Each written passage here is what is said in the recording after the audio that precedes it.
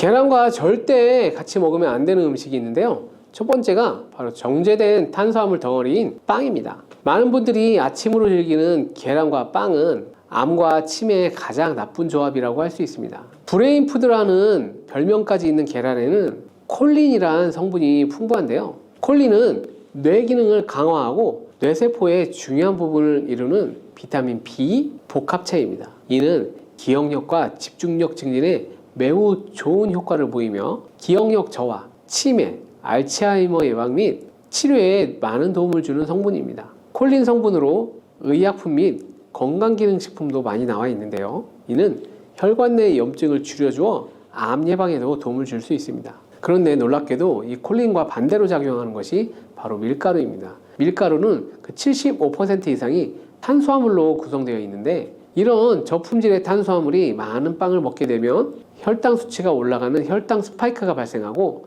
이로 인해 혈관 및 뇌세포에 손상을 줍니다. 계란과 빵을 함께 먹게 되면 쉽게 설명드리면 우리 몸에서는 마치 전쟁이 일어나는 것 같은 현상이 나타나게 됩니다. 계란 속의 콜린은 뇌세포를 보호하기 위한 방어막을 형성하려 하지만 빵에서 나온 탄수화물에 의해 생성된 독소가 이 방어막을 파괴하려 합니다. 특히 백미로 이루어진 쌀밥, 빵 같은 정제된 탄수화물로 이루어진 음식을 자주 섭취해 고혈당 상태에 놓인 경우에는 건강이 더욱 악화되기 쉽습니다. 인슐린 저항성이 증가하고 만성적인 염증으로 인해 콜린이 역할을 제대로 하지 못하게 됩니다. 이러한 혈관 내의 싸움은 고혈압, 동맥경화 같은 심혈관 질환을 일으키고 인슐린 분비 이상으로 당뇨병을 초래할 수 있으며 만성염증은 암뿐만 아니라 치매 같은 뇌 질환을 유발할 가능성이 있습니다. 그렇기 때문에 건강을 생각하신다면 계란과 함께 드실 때는 정제된 밀가루를 사용하지 않은 통밀빵이나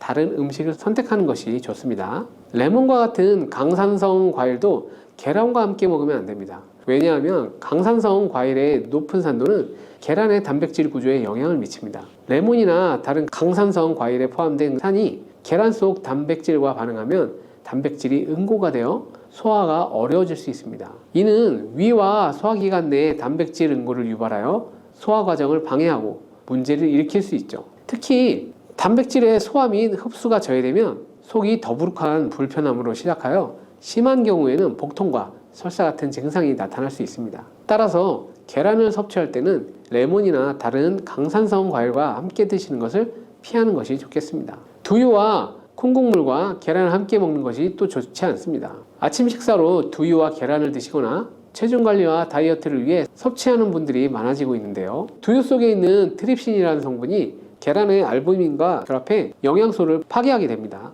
계란은 노화로 인한 근육 손실과 근육 감소증의 예방에 도움이 되는 우수한 단백질을 많이 포함하고 있고 비타민과 미네랄도 풍부합니다. 그러나 두유와 함께 섭취할 때는 이러한 영양 성분들의 이점을 충분히 얻지 못하게 됩니다. 그런데 혹시 계란과 녹차나 홍차를 함께 드신 적이 있나요? 이런 차도 피해야 합니다. 찻잎 속 탄닌이 계란의 단백질과 결합해 탄닌 단백질을 형성하며 이는 위장에 문제를 일으킬 수 있습니다. 탄닌 단백질은 장의 연동 운동을 늦추고 장내 환경을 악화시켜 변비를 유발할 뿐만 아니라 발암물질의 체내 흡수 가능성을 증가시켜 줍니다. 이렇게 탄닌과 계란의 조합이 건강에 악영향을 주기 때문에 계란과 감을 함께 드시는 것도 안 됩니다. 계란을 먹은 후 감을 드시면 가벼운 두통과 설사, 구토 증상이 나타날 수 있고 심각한 경우에는 급성 위장염과 폐결석이 나타날 수 있습니다. 이런 이유로 감에 들어있는 탄닌 성분이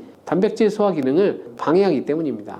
탄닌은 위와 소화기관 안에서 단백질과 결합하여 덩어리를 형성하고 단백질 분해 효소의 작용을 방해하기 때문에 계란과 함께 섭취할 때 위험할 수 있습니다. 또 하나 계란과 절대 함께 먹으면 안 되는 음식으로는 햄과 같은 가공육입니다. 계란과 가공육의 조합은 정말 최악인데요. 가공육은 나트륨과 포화지방이 높은 경향이 있습니다. 이런 가공육은 과도한 나트륨 섭취와 포화지방의 증가로 이어질 수 있고 이는 혈관에 나쁜 콜레스테롤이 축적되어 동맥경화, 심장병, 뇌졸중 등 심혈관 질환의 위험을 증가시킬 수 있습니다. 또한 가공육에 포함된 첨가물과 방부제는 소화를 방해하고 장내 환경에 안 좋은 영향을 미칠 수 있습니다. 계란을 드시는 것을 꺼려 하시는 분들은 계란이 콜레스테롤 수치를 올려 건강에 해롭다고 생각하시는 분들이 있는데요. 이 생각이 틀렸다는 것을 알려드릴게요. 유독 계란이 콜레스테롤을 높여서 성인병을 유발하는 주범인 듯한 이야기는 왜 생긴 걸까요?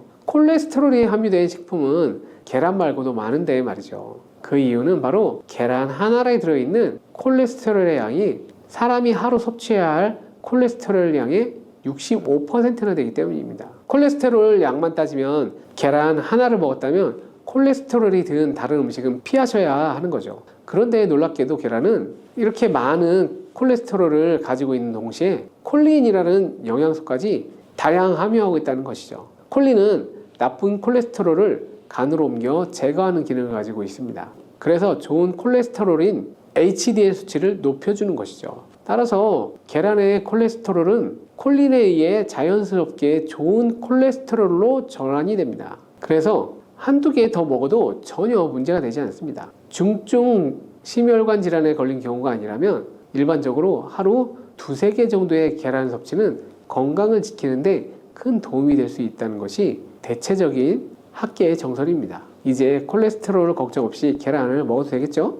당뇨가 있는 분들도 마찬가지입니다. 50대 이후가 되면 당뇨 환자가 급격히 많아지게 되는데요. 당뇨는 정말 무서운 병입니다. 당뇨는 고혈압, 심근경색, 뇌졸중, 치매 등 아주 많은 다양한 다른 질병을 유발하기 때문입니다. 당뇨의 원인 중 하나는 비만이 있는데요. 비만 관리가 바로 당뇨 관리로 직결된다고 해도 과언이 아닙니다. 그런데 비만을 일으키는 원인 중 하나는 아침을 먹지 않는 것이라는 사실을 알고 계신가요? 경희대학교 연구팀이 발표한 논문에 따르면 아침 식사를 먹지 않는 사람은 그렇지 않은 사람보다 비만 위험이 1.5배나 높았고 당뇨병 위험은 무려 2.1배나 높았습니다. 아침 식사를 거르면 우리 몸의 대사가 느려지면서 혈당 조절에도 좋지 않은 영향을 미치게 됩니다. 이런 위험은 특히 중년 이후에 더 크게 나타나는데요. 나이가 들면서 기초 대사량이 줄어들고 활동량도 감소하기 때문입니다. 따라서 나이가 들수록 아침 식사뿐만 아니라 규칙적인 식사를 하는 습관이 매우 중요한데요. 아침 식사에 가장 좋은 음식이 바로 계란입니다. 계란에는 우리 몸에 꼭 필요한 다양한 영양소가 풍부하게 들어있기 때문인데요. 특별히 당뇨 때문에 고생하시는 분들에게는 최고의 식품이라고 할 수 있습니다. 우선 계란에는 고품질의 단백질이 들어있는데요. 한 개에는 약 6g 정도가 들어있습니다. 이 단백질이 포만감을 오래 유지시켜줘서 과식을 예방하는 데 도움이 된답니다. 또한 단백질은 혈당을 조절하는 호르몬인 인크레틴 분비를 촉진해서 식후 혈당이 급격히 상승하는 것을 억제하고 안정적으로 유지하는 데 효과가 좋습니다. 이뿐만 아니라 계란 노른자에는 비타민 D, 비타민 B, 콜린 등 중요한 영양소들이 풍부하게 들어있습니다. 비타민 D는 인슐린의 분비와 감수성을 높이는 데 관여하고 콜린은 간 건강에 도움을 줘서 지방간을 예방하는 데 효과적입니다. 지방간은 당뇨의 위험 요소 중 하나입니다. 이렇게 좋은 계란도 함께 먹으면 우리 몸에 보약이 되는 좋은 음식이 있는데요. 더욱 풍부한 영양을 섭취할 수 있고 당뇨와 비만 관리에도 도움이 된답니다. 계란과 토마토는 빼놓을 수 없는 최고의 음식 궁합이죠. 이 둘의 조합은 영양학적으로 굉장히 이상적이며 계란은 단백질, 비타민 B군, 그리고 필수적인 아미노산을 다양하게 함유하고 있습니다. 한편 토마토는 비타민 C와 항산화 물질인 라이코펜을 많이 포함하고 있어 이들이 만날 때 서로의 영양적 가치가 배가 되는 것이죠. 토마토 속의 라이코펜은 지방에 용해되기 때문에 계란과 같이 먹을 때 그 흡수율이 높아집니다. 이러한 조합은 심혈관 건강을 지키고 면역력을 높이는 데 아주 효과적입니다. 또한 토마토의 비타민C는 계란에 있는 철분의 흡수를 돕기 때문에 빈혈 예방에도 너무 좋죠. 올리브유를 두른 팬에 계란과 토마토를 넣고 살짝 볶아 드시면 아침에 최고의 음식이 될 수 있습니다. 요즘 아보카도 식단이 인기가 많아지고 있는데요. 계란과 아보카도도 정말 좋은 궁합입니다. 계란에는 풍부하고 다양한 영양소와 아보카도에 함유된 건강한 좋은 지방산, 특히 오메가3 지방산과 비타민 E를 많이 갖고 있어 이 두 가지 식재료가 만나면 서로가 영양적 시너지가 폭발하게 됩니다. 아보카도 속의 건강한 지방은 계란의 단백질 흡수를 더욱 좋게 하며 계란 속 비타민과 무기질은 아보카도의 지방산을 흡수하는 데 도움을 주게 됩니다. 이러한 조합은 심혈관과 뇌 건강에 긍정적인 효과를 주고 전반적으로 건강을 향상시켜 줍니다. 아보카도와 계란을 함께 먹음으로써 식이섬유와 건강한 지방의 결합이 포만감을 높이고 장내 환경을 개선할 수 있습니다. 간단하게 아보카도, 계란 샐러드를 만들어 드시면 됩니다. 계란을 채소와 함께 드시면 비타민의 흡수율이 증가할 수 있는데요. 특히 호박을 함께 드시면 부교감 신경을 활성화시켜 마음을 안정시키고 불안감 및 긴장을 완화시켜 주는데 좋은 효능을 발휘하게 됩니다. 스트레스는 만병의 근원이라고 하는데 계란과 호박을 함께 드시면 스트레스는 물론 몸의 피로도 줄여줄 수 있습니다. 비타민 A와 베타카로틴이 많은 호박은 섭취하면 눈 건강에도 매우 유익합니다. 계란에 함유된 루테인과 지아잔틴 같은 카로티노이드 성분과 함께 작용하여 강력한 항산화 효과를 발휘하며 망막을 보호하고 녹내장, 황반변성 같은 퇴행성 안구 질환의 발병률도 낮춰줄 수 있습니다. 최근에 시야가 뿌옇게 느껴지는 분들이 계란과 호박을 곁들인 식사를 하시면 더욱 좋습니다. 계란과 완벽하게 어울리는 다른 식재료 중 하나는 치즈가 있습니다. 치즈는 그 맛이 좋을 뿐만 아니라 영양학적으로도 계란과 아주 좋은데요. 계란이 완전 식품으로 여겨질 정도로 여러 많은 영양소를 가지고 있음에도 불구하고 칼슘의 함량이 상대적으로 낮은 편인데 유제품인 치즈는 칼슘을 풍부하게 함유하고 있어 이를 보완해 줄 수 있습니다. 특히 유제품 중에서 치즈는 계란과 특별히 잘 어울립니다. 치즈는 발효된 우유에서 만들어지며 발효 과정에서 유산균이 작용해 단백질 함량이 감소하기 때문에 과다한 단백질 섭취를 피하면서도 서로의 영양적 혜택을 보완할 수 있습니다. 사과도 계란과 정말 잘 어울리는 식품인데요. 다양한 영양소가 계란에 균형 있게 포함되어 있음에도 비타민 C와 식이섬유가 상대적으로 작은 편이라는 점에서 사과가 이를 완벽하게 보완해 줄 수 있습니다. 사과는 비타민과 식이섬유가 많아 장 기능을 활성화하고 배변을 원활하게 하는데 기여할 뿐만 아니라 혈관에 누적된 해로운 콜레스테롤을 없애 동맥경화, 심장질환, 뇌졸중 등의 심혈관 질환을 예방하는 데 도움을 줄 수 있습니다. 특히 단백질 소화에 매우 이롭다는 점에서 계란 섭취 시 소화가 어렵게 느껴지신다면 사과를 드시면 소화액 분비를 촉진시켜 소화를 도울 수 있습니다. 식탁 위의 보약인 토마토는 세계 10대 슈퍼푸드 중 하나로 영양소 폭탄인데요. 토마토에는 라이코펜을 비롯해 각종 비타민과 필수 영양소가 듬뿍 들어있어 면역력 강화, 성인병 예방, 항암력과 항노화 등 다양한 효능이 있습니다. 최근에는 세계에서 가장 많이 소비되는 채소로 알려지면서 토마토의 효능에 관심도 더욱 높아지고 있는데요. 토마토와 함께 먹으면 안 되는 음식과 주의할 점, 그리고 토마토와 함께 드시면 보약이 되는 음식까지 토마토에 대한 모든 것 바로 알려드릴게요. 철분과 비타민이 많아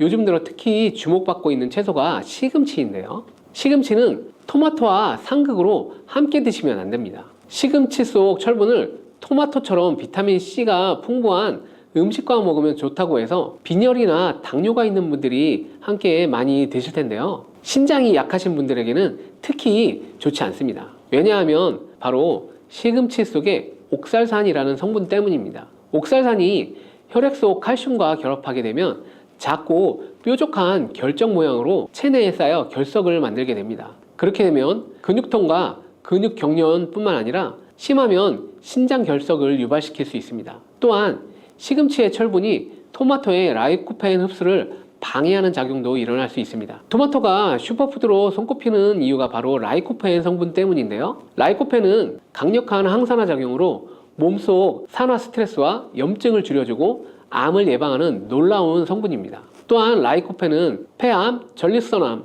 유방암과 결장암 등의 다양한 암 예방에 엄청난 효과가 있다고 하며 혈관을 건강하게 해주고 동맥경화와 심혈관 질환의 예방에 탁월합니다. 오하이오주 주립대학의 연구에 따르면 토마토를 시금치와 함께 드시면 이 기적의 성분인 라이코펜 흡수율이 무려 50%나 감소된다고 하니 토마토와 시금치를 함께 드시지 않는 것이 좋습니다. 토마토를 드실 때 숙성되지 않은 초록색 토마토는 주의하시기 바랍니다. 숙성되지 않은 덜 익은 토마토에는 솔라닌이라는 독성 물질을 함유하고 있습니다. 솔라닌은 식물이 해충이나 질병으로부터 스스로를 보호하기 위해 생성되는 자연 방어 물질인데 감자에 싹에 많이 들어있는 독성 물질입니다. 이 솔라닌을 섭취하게 되면 복통, 구토, 현기증, 두통, 심하면 마비 등의 증상이 나타날 수 있으니 주의하시기 바랍니다. 그리고 토마토 요리를 할 때 한 가지 주의할 점은 단맛을 좋아하시는 분들이 간혹 설탕을 첨가해 드시게 되는데요. 설탕만은 꼭 피해 주시기 바랍니다. 설탕은 토마토의 영양 성분을 파괴하기 때문에 건강을 위해 드신 토마토가 아무 소용이 없게 됩니다. 그리고 설탕이 몸속에 들어오게 되면 설탕을 분해하기 위해 비타민 B가 사용되는데요. 비타민 B는 피로를 감소시키고 뇌의 활동을 활성화시키는데 도움을 주는 아주 중요한 영양 성분입니다. 토마토에 함유된 비타민 B가 설탕 때문에 체내 흡수율이 감소하게 되고 설탕으로 인해 혈당이 상승하며 혈관 내 염증 수치가 올라가게 됩니다. 이렇게 되면 기억력의 중추인 해마를 위축시켜 혈관성 치매 위험을 높이고 고혈당성 당뇨를 넘어 정말 과도하게 장기간 드시게 되면 암이 발생할 가능성이 높아지게 되어 토마토의 항산화 효과를 전혀 누릴 수 없게 되는 것이죠. 혹시 토마토 케찹 많이 사용하시나요? 달콤살콤한 맛이 좋아 계란 후라이에 뿌려 먹기에도 좋고 다양한 요리에 사용하는 토마토 케첩도 우리 몸에 독이 된다는 사실 알고 계셨나요? 실제로 케찹 한 스푼에 설탕이 약 4g 정도 들어있는데 이는 시중에 판매되는 초콜릿에 들어있는 설탕보다 많은 양입니다. 이뿐 아니라 케첩의 영양 성분을 살펴보면 상과당, 소금, 합성 착색료, 향신료 등 수많은 감미료와 식품 첨가물이 들어있습니다. 케첩이 토마토를 원료로 만들어져 건강한 재료라고 알고 계신 분들도 계시지만 케첩 속 토마토는 첨가물들에 의해 영양 성분이 많이 파괴되어 있고 오히려 우리 몸을 공격하는 성분들이 가득하답니다. 그렇다면 토마토와 함께 먹으면 보약이 되는 음식은 어떤 것이 있을까요? 토마토는 비타민, 베타카로틴, 라이코펜, 무기질 등 영양 성분이 풍부하지만 한 가지 부족한 영양 성분이 바로 단백질입니다. 양질의 단백질과 함께 드시게 되면 거의 완벽한 영양 성분을 우리 몸에 보충할 수 있습니다. 그 중에서도 특히 추천드리는 것은 고기인데요. 50대 이후 나이가 들수록 꼭 고기를 챙겨 드셔야 하는데요. 가장 큰 이유는 바로 단백질입니다. 단백질은 우리 몸의 중요한 구성 성분으로 세포와 근육의 주재료로서 만약 단백질 섭취가 부족하면 잇몸도 약해져 치아가 빠지기도 하고 머리카락도 점점 얇아져 탈모가 오기도 하며 면역세포를 충분히 만들어내지 못하게 됩니다. 물론 콩과 두부도 훌륭한 단백질 공급원이지만 식물성 단백질은 필수 아미노산의 종류나 양이 충분하지 않을 수 있습니다. 반면 동물성 단백질은 식물성 단백질보다 체내 흡수가 잘 되기 때문에 나이가 들수록 반드시 조금이라도 챙겨 드셔야 합니다. 또한 단백질은 행복 호르몬으로 알려진 세로토닌의 원료로 우울증을 예방하는 효과도 있습니다. 특히 돼지고기 속 풍부한 비타민 B1은 뇌 기능을 활성화해 치매를 예방해 줍니다. 이렇게 좋은 고기를 섭취할 때도 한 가지 문제가 있는데요. 우리 몸은 약 알칼리성을 유지하게 되는데 육류는 산성 식품이라는 것이죠. 바로 이때 토마토가 이 문제를 해결해 줄 수 있습니다. 토마토는 대표적인 알칼리성 식품으로 산성인 육류와 함께 드시면 단백질의 소화를 도와주고 위장의 부담을 줄여주고 토마토의 풍부한 섬유질이 변비를 예방해 위장 건강을 지켜줄 수 있습니다. 그리고 토마토는 어떻게 드시는 것이 좋을까요? 그것은 바로 익혀 드시는 것인데요. 토마토를 익혀 드시게 되면 라이코펜의 체내 흡수율이 10배 이상 올라갑니다. 88도의 온도로 2분간 조리를 하면 라이코펜의 흡수율이 6% 상승하고 15분간 조리하면 17%, 30분간 조리하여 섭취하면 35% 라이코펜의 흡수율이 상승하는 것으로 알려져 있습니다. 이렇게 되는 이유는 토마토에 열을 가하게 되면 세포벽이 파괴되면서 라이코펜이 쉽게 용해되기 때문입니다. 이렇게 익히게 되면 토마토의 비타민이 파괴되지 않을까 염려되지 않나요? 걱정하지 않으셔도 됩니다. 다른 채소와는 달리 토마토의 비타민 A, 비타민 C는 가열을 할 때 오히려 19% 증가하는 것으로 밝혀졌습니다. 익혀 드실 때 한 가지 더 알고 드시면 좋은데요. 그것은 바로 기름에 조리를 하면 좋다는 것입니다. 라이코펜은 지용성 영양 성분으로 기름에 조리하게 되면 체내 흡수율을 더욱 높일 수 있게 됩니다. 토마토 요리를 드실 때 오메가3의 함량이 높은 올리브유와 함께 드시는 것을 추천해 드립니다. 올리브유 속 불포화지방산인 올레산은 우리 몸에 해로운 LDL 콜레스테롤을 줄여주고 산화를 막아주고 혈관과 신장을 보호해주고 몸에 이로운 HDL 콜레스테롤의 효율을 높여줍니다. 또한 올리브유의 항산화 성분인 폴리페놀이 토마토의 라이코펜과 함께 시너지 효과를 내어 최고의 항암 음식이 된답니다. 들기름도 참 좋은데요. 들기름으로 조리하실 때는 주의할 점이 오랫동안 가열하게 되면 산패되어 오히려 건강에 해로울 수 있으니 토마토를 볶을 때 마지막에 넣거나 다 볶은 후에 들기름을 곁들여 드시길 바랍니다. 토마토의 라이코펜은 껍질의 함량이 과육보다 5배가 높기 때문에 토마토의 껍질까지 함께 드시는 것이 좋습니다. 같은 중량이라면 일반 토마토보다는 방울토마토가 더욱 좋은데요. 그 이유가 바로 껍질 때문이죠. 같은 중량일 때 일반 토마토보다 방울토마토의 껍질이 훨씬 많기 때문이죠. 이때 당근과 함께 드시면 시너지 효과가 폭발하게 되는데요.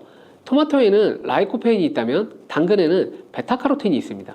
당근의 특성도 토마토와 비슷한데요. 익혀서 드실 때 영양성분 흡수율이 올라가고 베타카로틴 역시 지용성 성분이기 때문에 기름과 함께 섭취할 때 체내 흡수율을 높일 수 있습니다.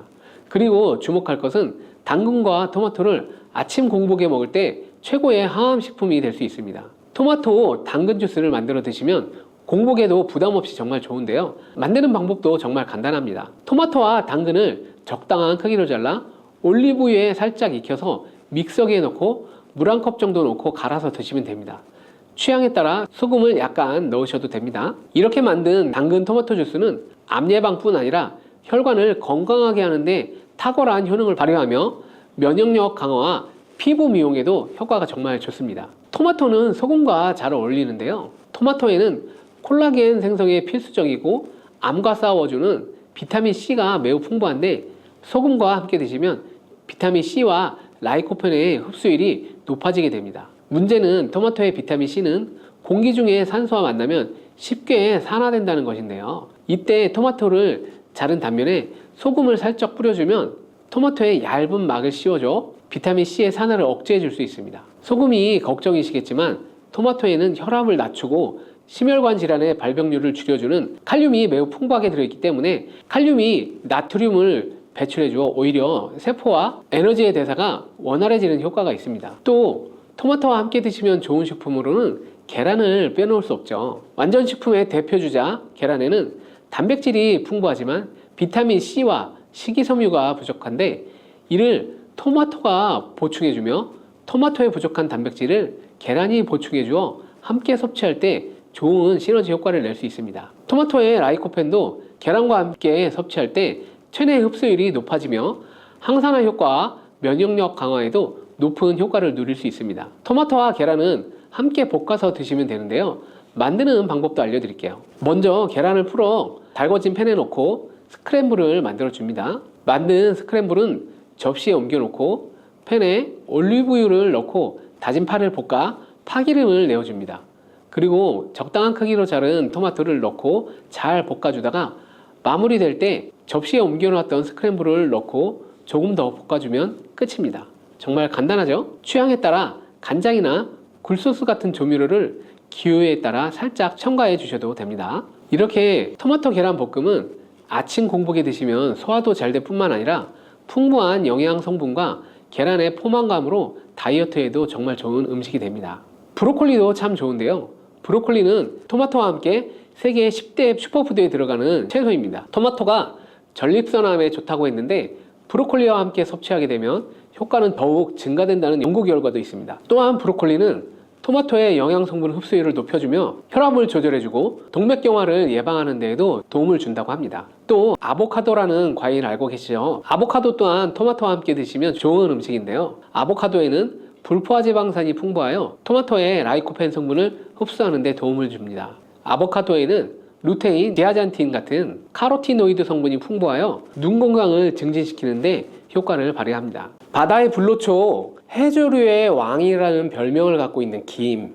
이런 몸에 좋은 김도 잘못 알고 먹으면 암에 걸리고 치매에 걸릴 수 있다는 사실 알고 계신가요?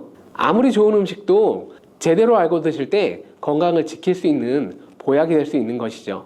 식탁 위에 빼놓을 수 없는 반찬, 김의 효능 5가지와 김을 드실 때 주의해야 될 분들, 그리고 김과 함께 먹으면 보약이 되는 최고의 음식과 김을 굽는 방법, 그리고 김을 고르는 방법까지 김에 대한 모든 것 알려드릴게요. 입맛도 없고 마땅한 반찬도 없을 때 김 하나만 있어도 밥 한 그릇 뚝딱 해치울 수 있잖아요. 저도 마찬가지지만 이렇게 밥 반찬으로 최고지만 요즘 전 세계에서 우리나라 문화에 열광을 하며 우리나라 음식에도 관심이 참 많은데요. 최근에는 특히 바로 이 김에 대한 관심도 높아졌습니다. 냉동김밥이 어마어마하게 많이 팔리면서 김에 대한 인기도 높아져 과자처럼 간식으로 김을 많이 먹고 있다고 하는데요. 전 세계적으로 선풍적인 인기를 끌고 있는 김의 첫 번째 효능이 바로 뇌를 건강하게 해서 치매를 예방하는 데 좋다는 것입니다. 김에는 뇌의 신경을 활성화시키는 비타민 B1과 비타민 B2가 풍부하게 들어있는데요. 이 비타민들이 뇌세포의 건강을 유지하고 신경 전달 물질을 생성하는 데 도움을 주어 기억력을 향상시키고 뇌를 계속해서 활성화시켜 줍니다. 또한 미네랄 성분들이 풍부하여 뇌 기능을 활성화하는 데 도움을 주어 치매를 예방할 수 있습니다. 그리고 김에는 포피란이라는 수용성 식이섬유가 풍부하게 함유되어 있는데요. 이 포피란은 혈관 내의 나쁜 콜레스테롤 LDL 수치를 떨어뜨려주는 효능이 있습니다. 따라서 혈관 내의 혈전 생성을 막아주고 동맥경화도 예방하여 혈액순환을 좋게 하여 뇌에도 혈류를 원활하게 해주는 거죠.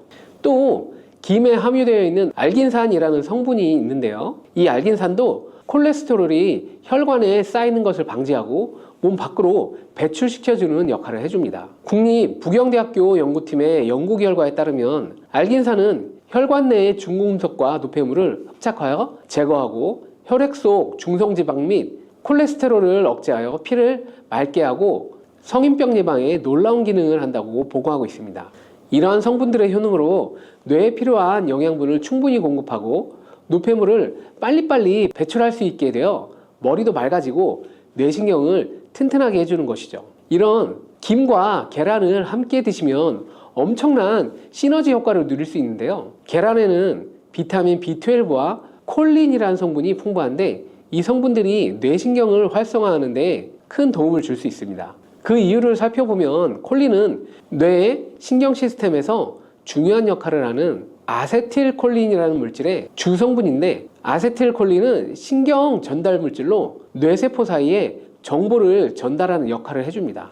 바로 이 콜린이 충분히 공급되어야 기억력, 학습 능력, 그리고 인지 능력을 유지할 수 있습니다. 이뿐만 아니라 김은 계란에 부족한 비타민 C를 보충해주고 계란은 김에 부족한 비타민 D를 보충해줘 서로가 정말 잘 어울리는 식품이 되는 것이죠. 계란과 김이 만나면 정말 뇌 기능에 필요한 보약이나 다름이 없는 것이죠. 김의 두 번째 효능은 식물성 단백질 공급원의 최고봉이라는 것입니다. 김에 함유된 단백질의 양은 소고기보다 훨씬 더 많은데요. 소고기가 단백질이 풍부하다고 알고 계시잖아요. 소고기 100g당 단백질의 함량은 20g이고요. 김 100g당 단백질의 함량은 약 30g입니다. 소고기보다 김에 단백질이 많이 들어있다니 놀랍지 않나요? 마른 김 5장에는 계란 1개에 함유된 단백질의 양이 들어있다고 합니다. 그런데 이 단백질에 식물성 단백질과 동물성 단백질이잖아요. 이 둘을 함께 먹을 때 더욱 흡수가 잘 되어 건강에 많은 도움을 줄 수 있는데요. 김과 계란을 함께 먹을 수 있는 정말 좋은 방법 알려드릴게요. 김 계란말이는 많이들 해 드시잖아요. 반찬으로 먹기 편하고 맛도 좋아 많이 드시게 되는데요. 그것 말고 계란 김전을 알려드릴게요. 먼저 김을 먹기 좋은 크기로 잘라주시고요. 한쪽에 놓아줍니다. 적당한 용기에 계란을 깨주시고요. 소금 한 꼬집으로 약간 간을 해줍니다. 다음에 계란을 풀어줍니다. 이제 김을 2장씩 포개어 계란물을 앞뒤로 잘 묻혀준 다음 기름을 두른 팬에 붙여주면 됩니다. 정말 쉽죠? 이렇게 김과 계란을 드시면 맛도 좋고 건강도 챙길 수 있는 밥상 위에 보약이 된답니다. 세 번째 김의 효는 항산화 작용입니다. 몸 안에 활성산소가 많아지게 되면 활성산소가 세포를 공격하여 노화시킬 뿐만 아니라 암세포로 변이시켜 암을 발생시키기도 하는데요. 김에는 이런 활성산소를 제거해 줄 수 있는 강력한 항산화 물질인 베타카로틴이 풍부하게 함유되어 있습니다. 대표적인 강력한 항산화 물질인 베타카로틴은 당근에 많이 함유되어 있다고 알고 있잖아요. 당근보다 김에 이 베타카로틴이 더 많이 함유되어 있는데요. 당근 100g에는 5516mg이 함유되어 있고 김 100g에는 무려 22,500mg이나 함유되어 있습니다. 당근보다 4배 정도 많은 베타카로틴이 함유되어 있는 것이죠. 놀랍지 않나요? 오늘 놀랄 일이 참 많은 것 같은데요. 이 베타카로틴은 우리 몸속에서 비타민 A로 전환이 됩니다. 비타민 A 하면 무엇이 생각나나요? 생각하고 계신 건 맞습니다. 바로 이 눈이죠. 비타민 A는 이 시력을 보호하고 야맹증을 예방하는데 도움을 줄 수 있습니다. 또한 김에 단백질이 많이 함유되어 있다고 했잖아요. 이 단백질이 비타민 A와 만나면 로놉신이라는 성분이 생성되는데요. 로놉신이 시력을 보호하고 야맹증을 예방하는 역할을 해줍니다. 당근이 눈 건강에 좋다고 많이 알고 계시는데 당근보다도 김에 더 많이 함유되어 있다는 사실 꼭 기억하시기 바랍니다. 네 번째 김의 효능은 바로 골다공증 예방에 도움을 준다는 것입니다. 김에는 칼슘이 풍부하게 함유되어 있는데요. 칼슘 하면 떠오르는 식품이 있죠. 바로 우유인데요. 우유 100g에는 칼슘이 110mg이 함유되어 있고 김 100g에는 칼슘이 490mg이나 함유되어 있습니다. 김에는 우유보다 무려 4배나 많은 칼슘이 함유되어 있는 것이죠. 나이가 들면서 특히 여성분들이 골다공증 발병률이 높아 힘든 경우가 많으신데요. 저희 어머니도 골밀도가 낮아져 병원에서 처방을 받아 약을 드시고 계시더라고요. 주변에도 중년의 나이를 넘어서고 계신 분들 중에 골다공증으로 약을 드시는 분들이 많은데요. 우리나라 사람들의 부족한 영양소가 바로 칼슘이라서 이런 현상이 나타나는 것입니다. 칼슘이 부족하면 뼈가 약해지고 점점 골밀도가 낮아져 골다공증이 발병하게 되는 것인데요. 이 김에 함유된 칼슘은 특히 우리 몸에 흡수가 잘 되어 정말 많은 도움을 줄 수 있는 것이죠. 우유보다 4배나 많은 칼슘을 가지고 있는 김을 평소에 충분히 드신다면 골다공증 예방에도 많은 도움을 받을 수 있습니다. 김을 드실 때도 먹는 방법을 알고 드시는 게 좋겠죠. 김의 영양소를 잘 흡수할 수 있도록 먹는 방법이 있는데요. 김을 구울 때 어떻게 하시나요? 보통 기름을 김에 바르고 불에 김을 구워 드시잖아요. 그렇게 하시면 안 되고요. 마른 김을 아무것도 바르지 않은 채 달궈진 팬에 앞뒤로 5초씩 살짝 구워준 다음에 들기름을 발라 드시면 됩니다.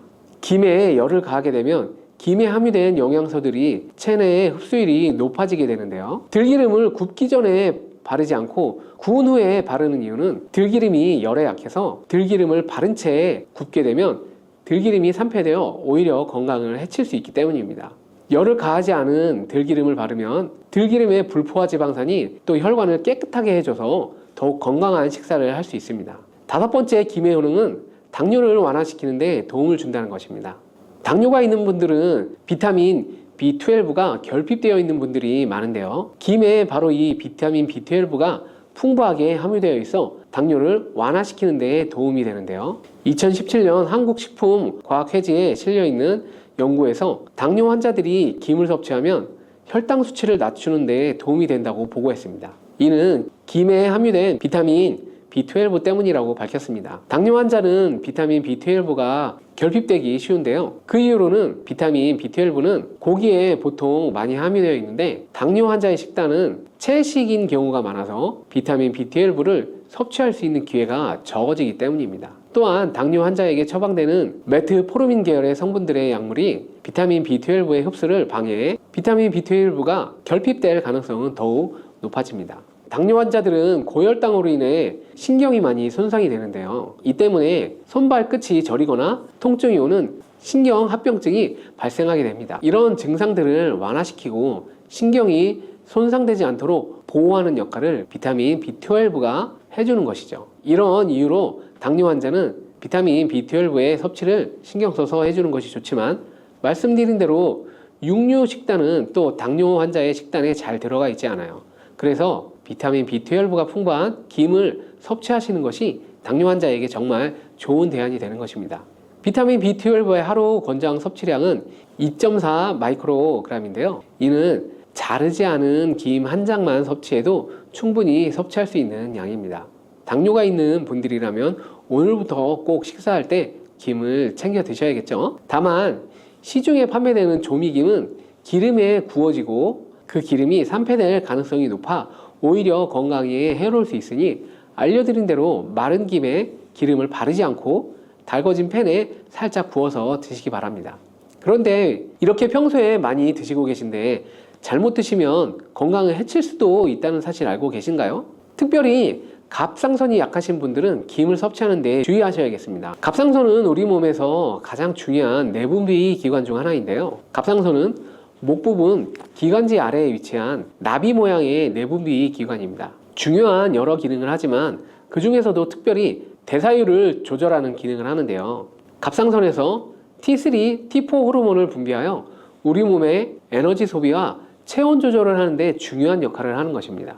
그리고 갑상선 호르몬은 신경 시스템의 정상적인 기능을 유지하는 데 꼭 필요한데요. 이 호르몬이 제대로 분비가 되지 않아 수치가 너무 높거나 낮게 되면 우울증, 불안 증세, 기억력 감퇴 등의 문제가 발생할 수 있습니다. 이 갑상선 호르몬 중에 요오드라는 게 있는데요. 김에 이 요오드가 풍부하게 함유되어 있습니다. 요오드가 부족하면 체중이 늘어나고 탈모가 생길 수 있으며 만성 피로 때문에 힘들어질 수 있습니다. 세계보건기구에서는 요오드가 부족하면 뇌세포가 손상되고 치매가 발생할 수도 있다고 보고하고 있습니다. 이렇게 중요한 요오드, 김에 풍부하니 먹어야 되는 거 아닌가? 이렇게 생각하고 계시죠? 맞는 말씀이긴 하지만 바로 예외가 있습니다. 갑상선이 약하신 분들은 김 섭취에 주의해야 된다고 했잖아요. 갑상선 저하증이나 항진증이 있는 분들이 김을 많이 드시게 되면 오히려 건강을 해칠 수 있습니다. 건강하신 분들은 김을 많이 드셔도 호르몬 조절이 되어 문제가 없지만 갑상선에 문제가 있어 호르몬 조절이 잘 안 되시는 분들은 이 요오드의 수치가 높아지게 되면 체내에 활성산소가 증가하여 염증을 일으키고 갑상선염을 유발하여 심해지면 갑상선 암으로 발전시킬 수도 있습니다. 우리 한국인의 식단에는 이미 요오드의 함량이 높기 때문에 김을 조금만 드셔도 요오드의 수치가 금방 높아질 수 있습니다. 따라서 갑상선에 문제가 있는 분들은 김을 드실 때 주의하셔야 하는 것입니다. 그렇다고 요오드가 풍부한 해조류와 같은 음식을 아예 드시지 말라고 말씀드리는 것이 아니라 과량 섭취만을 주의하시고 적당량은 드셔도 괜찮습니다. 그렇다면 갑상선에 문제가 있는 분들이 김을 드실 때 해결 방법이 없을까요? 있습니다.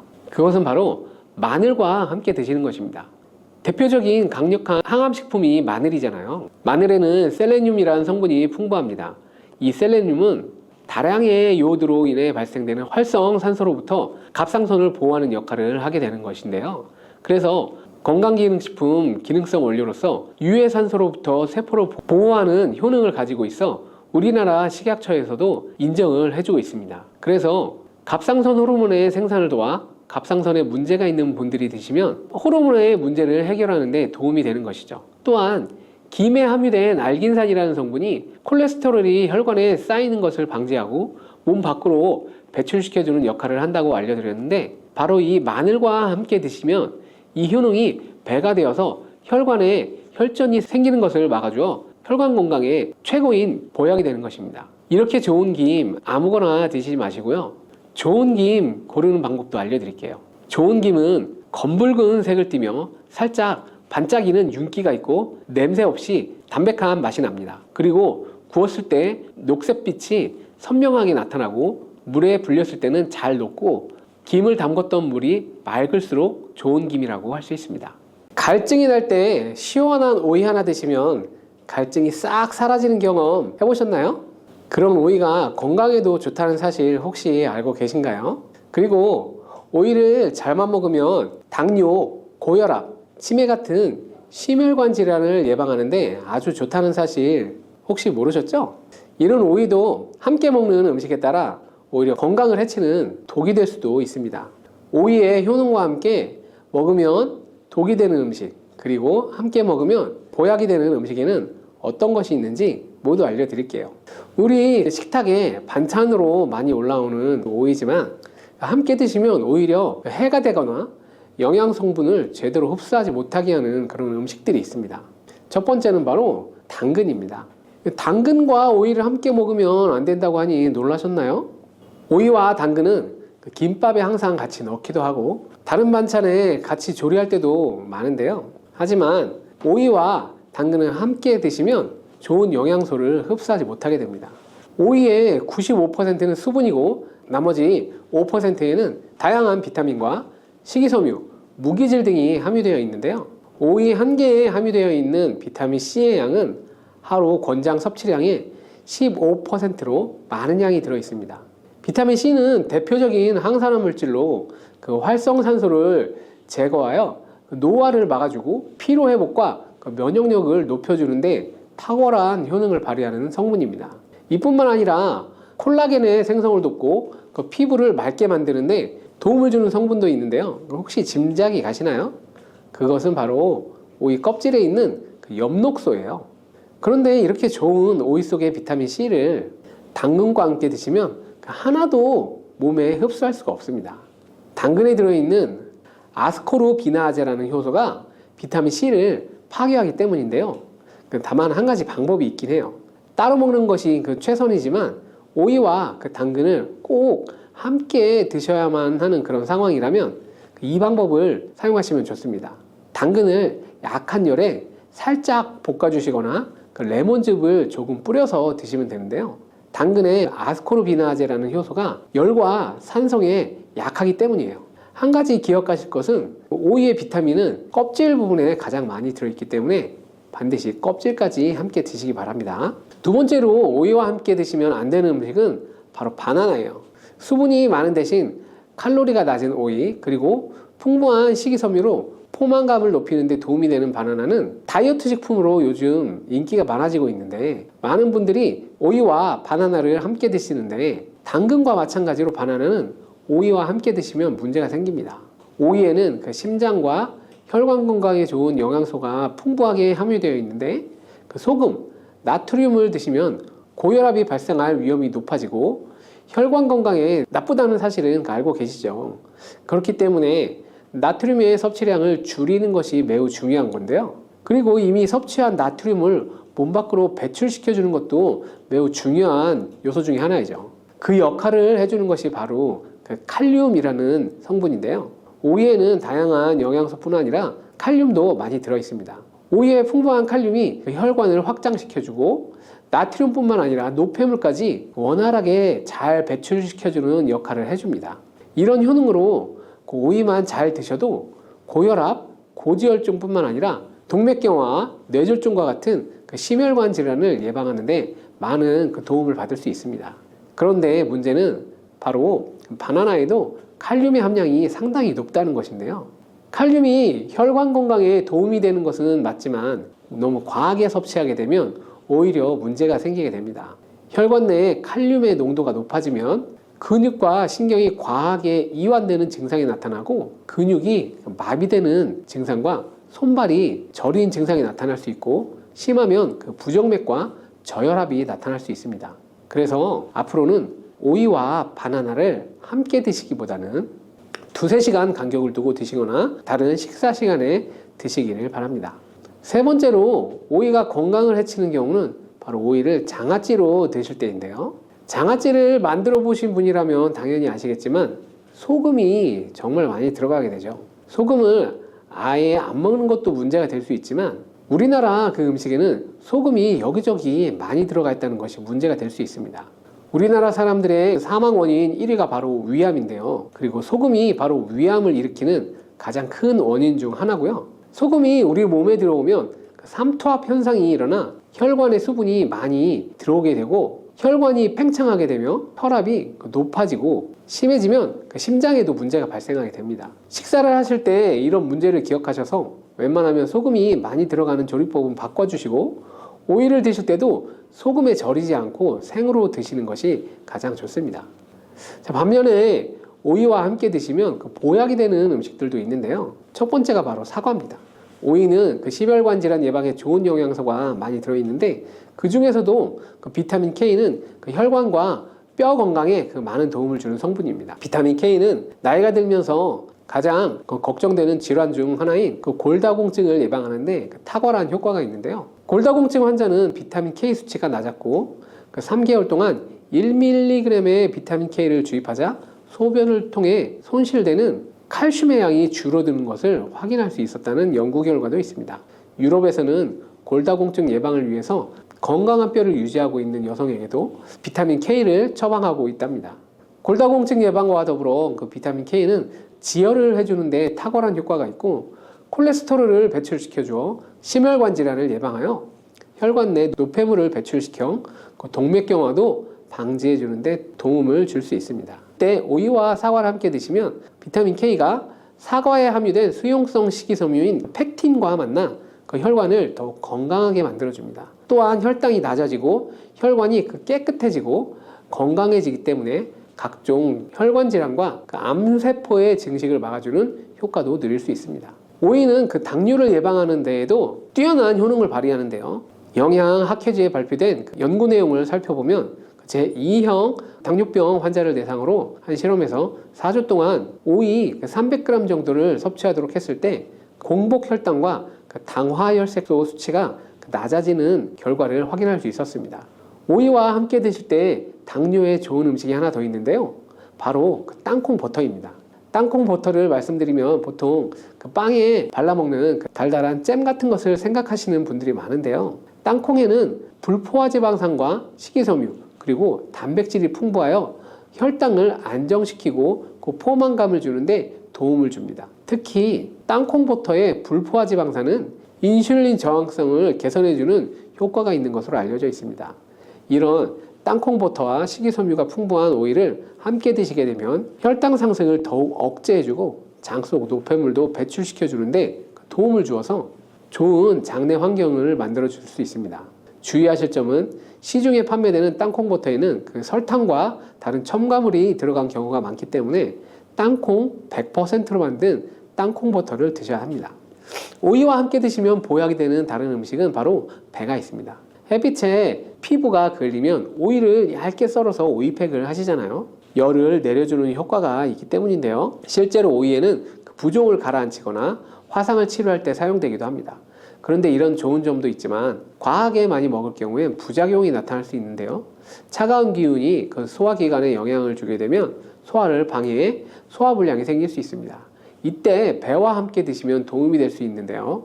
배에는 디아스타제라는 천연 소화 효소가 많이 들어있어서 소화를 원활하게 하는데 도움을 줄 수 있습니다. 또한 위장 건강에 도움이 되는 성분인 펙틴을 함유하고 있어 위장의 점막을 보호하고 위장의 기능을 개선하는데 도움을 줄 수 있습니다. 다음으로 오이와 함께 먹으면 보약이 되는 음식은 바로 식초입니다. 요즘 오이에 있는 피세틴이라는 성분 때문에 치매 예방 효과가 있는 것이 알려졌는데요. 이 피세틴은 뇌를 건강하게 하여 치매를 예방하고 암세포를 억제하는 데에도 도움을 줄 수 있습니다. 또한 피세틴은 뇌신경세포를 보호하여서 기억력을 향상시키고 뇌세포의 노화를 방지하는 효능도 있습니다. 오이에는 쿠커비타신이라는 성분도 풍부한데 오이의 꼭지 부분에 특히 많이 함유되어 있고 쓴맛을 내기 때문에 버려지는 경우가 많은데요. 이 성분은 활성산소를 제거할 뿐만 아니라 암세포의 발생과 성장을 억제하는 데 탁월한 효과가 있습니다. 이뿐만 아니라 간에 쌓이는 독성을 해독하는 효과가 강력해 간암과 전립선암 예방에도 효과적인 것으로 알려져 있습니다. 우리 몸은 산도가 높을 때 독소가 생기고 혈관 내에 염증이 생기게 되는데요. 오이는 대표적인 알칼리성 식품이기 때문에 오이는 우리 몸이 산성화되는 것을 막아주고 혈관 내 염증을 예방해주는 효과가 있어요. 이러한 오이의 알칼리성을 더욱 극대화시켜주는 것이 바로 식초인데요. 식초는 오이의 비타민 C가 우리 몸에 흡수될 수 있도록 도와줄 뿐만 아니라 산성화된 혈관을 중화시켜 건강한 상태로 유지하는 데 도움을 주게 됩니다. 또한 오이의 찬 성질은 식초와 함께 드시면 식초의 따뜻한 성질이 균형을 맞춰주어서 부담 없이 드실 수 있습니다. 그리고 식초와 오이를 함께 드시면 내장 지방을 분해해 배출하여 다이어트 하는 데에도 많은 도움을 받을 수 있습니다. 오이는 낮은 칼로리와 높은 소분 함량으로 인해서 오이를 먹었을 때 얻은 칼로리보다 소화시키는 데 더 많은 칼로리가 소모되어서 이런 이유로 오이는 마이너스 칼로리 식품이라는 별명을 갖고 있기도 합니다.